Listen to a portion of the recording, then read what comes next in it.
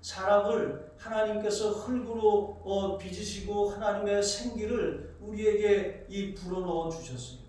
내가 너희에게 이런 말이 영이요 생명이니라 말씀하신 것처럼 우리는 예수님을 통해서 하나님의 말씀이 우리의 삶에 살아 역사하고 우리의 인격을 믿고 성품을 믿고 우리의 언어를 믿고 태도를 믿는 그런 은혜를 경험해야 할 줄로 믿습니다. 말씀의 사람이 되어야 인격의 사람이 될 수가 있는 것입니다.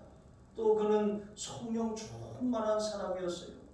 항상 성령으로 뜨겁게 기도하며 하나님 앞에 뜨겁게 찬양하던 사람이었을 것입니다. 뿐만 아니라 그는 믿음이 충만한 사람이었어요. 문제보다 크신 하나님, 어떤 상황보다 인생의 장애물보다 크신 하나님, 어떤 사람이 만난 장애물, 해결하지 못할 장애물이 없는 그 크신 하나님을 믿는 믿음에 조금도 흔들림이 없었던 것입니다. 하나님은 이러한 바나바를 사용하신 줄로 믿습니다. 여러분 2021년 정말 예수님의 성품을 닮아가시기를 바랍니다. 2021년 성령으로 충만해지시기 바랍니다. 믿음으로 충만해져서 하나님의 말씀에 대해서 근데요, 아닌데요, 이렇게 하는 것이 아니라 아멘, 아멘, 믿습니다, 그렇습니다, 그렇게 되기를 바랍니다, 그렇게 될 줄로 믿습니다. 이런 확신을 가지고 2021년을 힘차게 걸어가시는 저와 여러분이 되시기를 바랍니다. 그래서 저와 여러분을 통해서 하나님이 영성과 지성과 인성을 겸비한 또 재력을 겸비한 여러분을 통해서 수많은 영혼들을 주님께로 돌아오게 하시는 그런 축복의 원년이 되게 하시기를 주님의 이름으로 축원합니다. 세 번째로 여러분, 좋은 신앙은 어떤 신앙입니까? 좋은 신앙은 계속 자라납니다. 좋은 신앙은 모델이 됩니다. 여러분의 신앙은 계속 성장하고 있습니까? 태어난 아기가 태어난 다음부터는 자라나야 돼요. 여러분, 우리가 처음 믿을 때보다 여러분의 신앙이 건강하게 성장하였습니까? 여러분을 통해서 다른 사람들이 신앙의 본을 삼고 나는 저 집사님처럼 저 권사님처럼 신앙생활을 해야 되겠다. 나는 우리 엄마 아빠처럼 그런 좋은 신앙을 가져야 되겠다. 여러분, 이런 삶을 살아가고 계십니까? 26절 보니까 바나바가 사울을 안디옥으로 데려옵니다. 그리고 두 사람이 1년 동안 안디옥 교회에서 큰 무리를 가르쳤습니다. 제자들을 훈련한 것이죠. 비로소 제자들이 길러졌고 그 1년 동안 길러진 제자들이 주변 사람들에게 그리스도인이라 일컬어짐을 받았다 그랬습니다. 여러분, 우리가 성장하고 있고 또 열매들이 나타나고 있다면 주변 사람들이 그것을 아는 거예요. 나와 가까운 사람들이 그것을 보면서 내가 그리스도를 따르고 있다라고 하는 것이 주변 세계에 분명하게 드러난다라고 하는 것입니다. 고작 1년밖에 되지 않았어요. 예수 믿은 지 1년밖에 되지 않았는데 주변 세계의 사람들이 저 사람들 그리스도인이네, 그리스도를 쫓는 사람들이네, 이렇게 분명하게 드러났다라고 하는 것입니다. 여러분, 그리스도인이 되었다는 게 무엇을 의미합니까? 예수님이 우리 인생의 구세주이시며 또 예수님이 우리 인생의 주인임을 깨닫고 또 순종하며 살아가는 사람들입니다. 여러분, 많은 사람들이 물질의 노예, 물질의 종, 권력의 종, 또 명예의 종, 그렇게 세상 성공이 그들의 삶의 주인이 되어 살아가고 있습니다. 여러분, 우리 예수 믿는 사람들의 주인이 누구십니까? 우리 인생의 주인은 예수님이십니다. 우리를 죄와 사망과 저주에서 건지신 분이 누구십니까? 예수님이십니다. 예수님이 십자가에서 우리의 죄와 저주를 해결하셨습니다. 우리는 우리의 인생의 짐을 우리가 짊어지고 살아가는 사람들이 아니고 예수님께 맡기고 또 예수님의 인도함을 따라 살아가는 사람들이 바로 그리스도인들입니다. 이렇게 사니까 1년밖에 훈련을 받지 못했음에도 불구하고 주변 사람들이 그리스도인들이구나, 이렇게 깨닫게 되었다라고 하는 것입니다. 여러분, 인도의 정신적인 그런 지도자 마하트마 간디를 우리가 알고 있습니다. 이 간디가 이렇게 말합니다. 자신은 그리스도를 인정하고 존경한다. 하지만 그리스도인들은 인정할 수 없다. 왜 이렇게 말했습니까? 예수님을 닮은 그리스도인들을 찾아보기 어려워서 그렇게 말한 것 아니겠습니까? 여러분, 우리가 산상수훈처럼만 살 수 있다면 아마 주변에 많은 사람들이 우리를 보고 하나님께로 돌아올 것입니다. 빛이요 소금으로 살아가는 삶의 마음 자세와 태도와 방식이 바로 산상수훈을 통해서 하신 예수님의 말씀이기 때문에 그렇습니다. 여러분, 우리의 신앙이 안디옥 교회처럼 부흥하고 성장하는 그런 2021년이 되기를 사모하시기를 바랍니다. 안디옥 교회가 이 성장할 수 있었던 좋은 조건들이 무엇입니까? 예루살렘 교회에서 파송한 훌륭한 지도자 바나바가 있었습니다. 그리고 이 바나바는 믿음과 성령이 충만한 사람이었어요. 그는 착한 사람, 그는 인격적으로 잘 갖춘 그런 사람이었습니다. 그리고 뿐만 아니라 잘 가르치는 동역자, 사울이 동역하며 협력했던 것입니다. 그 두 사람이 체계적으로 안디옥 교회 성도들을 잘 말씀으로 훈련시켰습니다. 그리고 1년이 지난 다음에 그들은 그리스도인이 되었습니다. 그리스도의 진정한 제자가 되었고 삶의 열매가 나타나기 시작하니까 주변 사람들이 그리스도인이구나, 저 사람들 이렇게 부르기 시작했다라고 하는 것이죠. 불과 1년 사이에 일어난 그런 놀라운 변화입니다. 여러분, 이렇게 이 교회는 혼자 부흥하지 않습니다. 동역해야 하고 협력해야 하고 서로 마음이 하나가 되어야 하는 줄로 믿습니다. 그런데 이 안디옥 교회의 성장이 멈추지 않았습니다. 우리 오늘 문권사님께서 기도하신 것처럼 우리 교회가 전도와 구제에 힘쓰는 교회가 되게 해달라.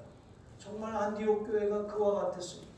복음을 전하는 교회였고 또 안디옥 교회를 통해서 1세기에 아시아와 유럽에 있는 대부분의 교회들이 그 교회를 통해서 세워지게 된 것입니다.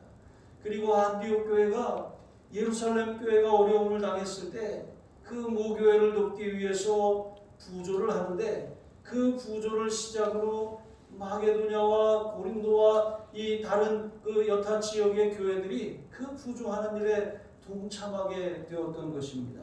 이렇게 안디옥 교회는 믿은 지 얼마 안 됐지만 처음 시작부터 제대로 했습니다.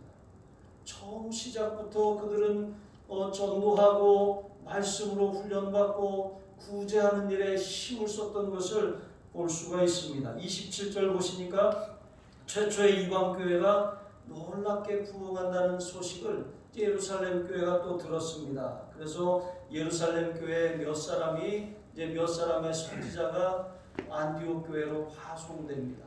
여러분, 당시에는 선지자들이 있었어요. 지금은 이제 목회자들이 그 역할을 대신합니다. 그때 선지자들은 성령의 감동을 받아서 하나님의 말씀을 가르치는 사람들이었어요. 예언도 하고 또 하나님의 뜻을 전하는 사람들입니다. 28절 보니까 그 중에 아가보라고 하는 선지자가 있습니다. 이 글라우디오 황제 시대에 큰 흉년이 있을 것이다, 이렇게 이 아가보가 예언했고 또 실제로 글라우디오 황제 때에 큰 흉년이 들었습니다. 이 흉년이 4년간 지속됩니다. 근데 예루살렘 이 팔레스틴 지역에 온 그 큰 기근으로 인해서 특별히 예루살렘 교회 성도들이 엄청난 어려움을 당했어요. 경제적으로 굉장히 궁핍한 상황에 처했습니다. 모교회인데 이 모교회가 어려움을 당하는 이 소식을 안디옥 교회가 들은 거예요. 그래서 안디옥 교회가 부조를 하는데 이 부조라고 하는 것 29절 보니까 각각 그 힘대로 작정했다 그랬습니다. 그리고 그것을 실행하여 보냈다라고 말씀하고 있는 것을 볼 수가 있습니다. 여러분, 안디옥 교회의 성도들은 부조를 보내기로 작정을 했어요. 이 마음에 확정을 했다는 거예요. 그것을 교회에 공식적으로 공표했다라고 하는 것입니다. 여러분, 공표한다고 그것이 실행이 되는 것은 아니에요.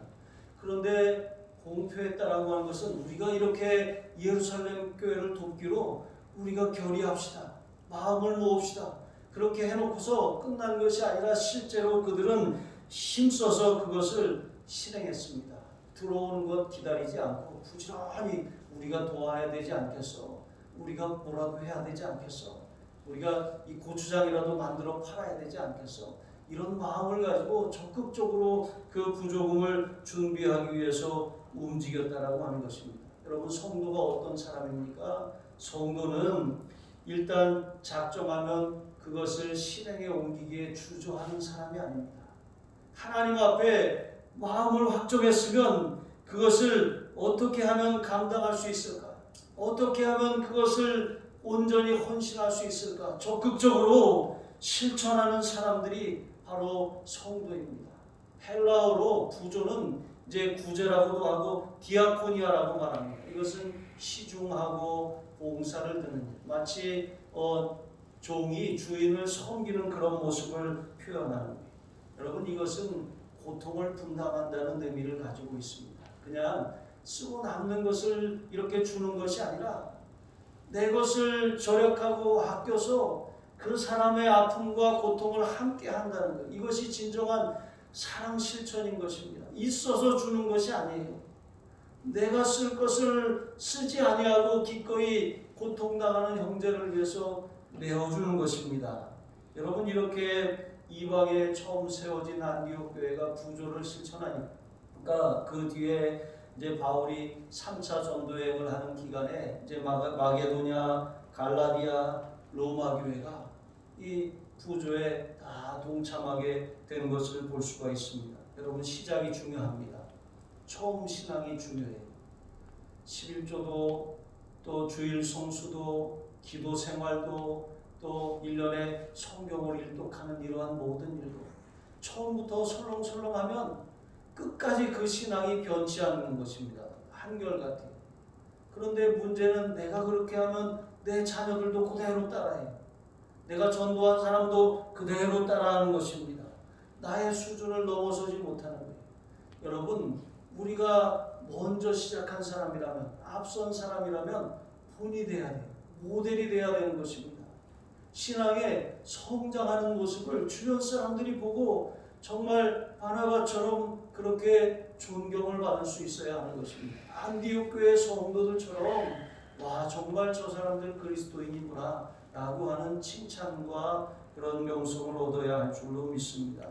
여러분, 이 저와 여러분을 통해서 복음이 확장될 뿐만 아니라 우리가 전도한 사람들, 또 우리의 가정에서 길러지는 우리의 자녀들, 내가 가르치는 사람들이 우리의 신앙을 능가하고 또 성장하며 좋은 열매를 맺는 그런 사람들이 계속해서 대대로 나오기를 주님의 이름으로 축복합니다. 기도하시겠습니다. 하나님 아버지, 참으로 감사를 드립니다. 하나님, 우리의 삶에 찾아오는 모든 성도의 고난은 하나님의 특별한 섭리가 있음을 깨닫습니다. 어떤 상황에서도 하나님의 뜻을 구하며 엎드리게 하여 주시옵소서. 또 하나님, 위기 때에는 하나님이 들어쓰시는 사람들이 있습니다. 또 하나님께서 일하시는 현장에 하나님이 보내고 싶어하는 사람들이 있습니다. 우리가 그러한 사람이 되게 하여 주시옵소서. 성령과 믿음이 충만하게 하여 주시옵소서. 예수님을 닮은 인격이 우리의 삶에 스며들게 하여 주시옵소서. 하나님, 우리를 통해서 수많은 영혼들을 건져주시고 또 우리의 신앙이 성장하고 모델이 될 수 있도록 하나님, 우리 사랑하는 하늘사랑교회 성도들과 우리 하늘사랑교회를 모델이 되는 교회, 본이 되는 교회, 해마다 성장하는 교회로 그렇게 축복하여 주시옵소서. 감사하며 축복하며 예수님의 이름으로 기도합니다. 아멘. 우리 다 같이 찬송가 502장을 부르시겠습니다.